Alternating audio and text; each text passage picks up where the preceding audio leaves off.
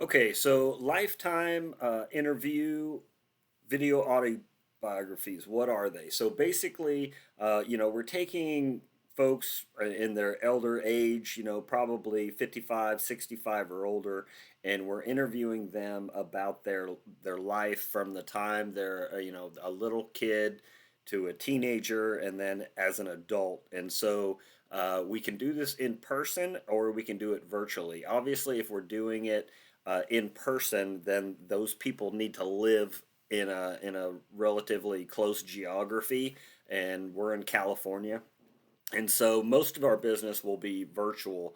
And when we do it virtually, what we'll be doing is setting up basically a Zoom meeting or a Google Meets type meeting. And we'll be asking these folks a list of questions about their life, and we'll be videoing it.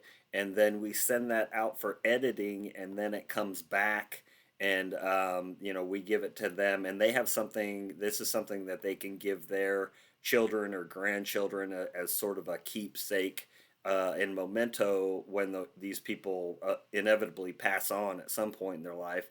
And so, really, the sequence of events is, we're going to be marketing for this on different platforms to get people to buy it. And then people will buy it, they'll purchase it as basically a digital service, and then we'll do the interview and then edit it and give it back to them. So the they buy it, and then step one, see what we need from the virtual assistant is to, after they've bought it, reach out to the client to schedule a virtual interview at a mutually agreed to time that's convenient for the client, not necessarily the virtual assistant. So we're going to need a virtual assistant that can work within those parameters. And then they're going to make sure the interviewee has a computer with video and audio capability, as well as Wi-Fi and internet, or they need to arrange to borrow someone else's. The quality of the video on their end and our end is really incumbent upon the quality of the equipment they're using. So they can't use an outdated camera. Um, or anything like that. And then then they're gonna schedule an interview to make sure both understand what time the interview is going to take place. And then the virtual assistant's going to create a Google Meet invite to give to the interviewee. The next one part is, once that interview is set up at whatever time that's agreed upon, um, the virtual assistant's going to arrive to the Google Meets 5 minutes before the interviewee. They're going to hit the record button and they're going to open OBS. OBS is this. It's a it's called, I forget what it stands for, but it's basically a free platform to record your video. And so it's a screen capture and it's also an audio capture. Right here, you'll notice this is a desktop and this is a microphone. So both of those need to be on and recording during the video process. If either one is off, you could potentially lose it.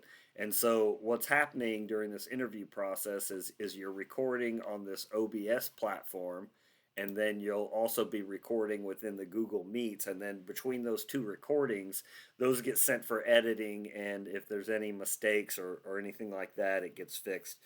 Um, so uh, you're going to hit record on the Zoom, and then you're going to hit record on OBS, preferably before the interviewee even enters the room, and we'll just edit that kind of dead space out. And then you're going to allow the interviewee to enter the meeting. You're going to introduce yourself, and you're going to read through a prompt. Basically says, "Hi, I'm the virtual assistant for your interview," and then you're going to help them adjust the light in the background, any virtual backgrounds on their Google Meets, and you're going to make some adjustments to make sure that we are maximizing their full screen on there. You're going to minimize your screen, maximize their screen, and then you have to remember the goal is to record them and their audio as much as possible and make it easier for the editing. Okay.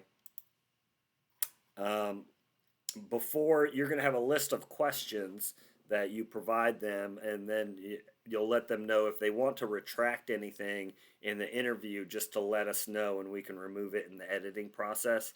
And then you're going to start the questions, and there's basically a series of questions that you'll ask them. You give them time to answer, and then you move on to the next question. During editing, all of your questions that you're asking and all of your speech and talking is going to be edited out, and what's going to be left is just the interviewee basically talking. And so then at the end, ask if there's anything else they'd like to add or any special messages to anyone in particular. Then you're going to stop the recordings. You're going to let them know that we'll be in touch with them, and then you're going to download that for editing. Beyond that, that editing goes to a different virtual assistant to edit the video, and then we take that and we give it back to the client at the end of this. And so this is just an example of some of the questions that we ask. You know, I don't like the way this is done. We'll redo this, but it's basically, what's your name, where were you born, your earliest memory, and then we go into who were you close to in your family, and then you can see it just gets more and more questions about as they age into their teenage years, college, romance, relationships, work, career, parenting, family life, food, personal interest, yada yada. So, anyways, then we're gonna we take all those questions, and we take that video and we provide a lifetime interview and an autobiography, and it's something that people can keep within their families for generations to come and share. So thank you for checking this out, and we're going to have some more training videos on this. Thanks. Bye. Stop recording.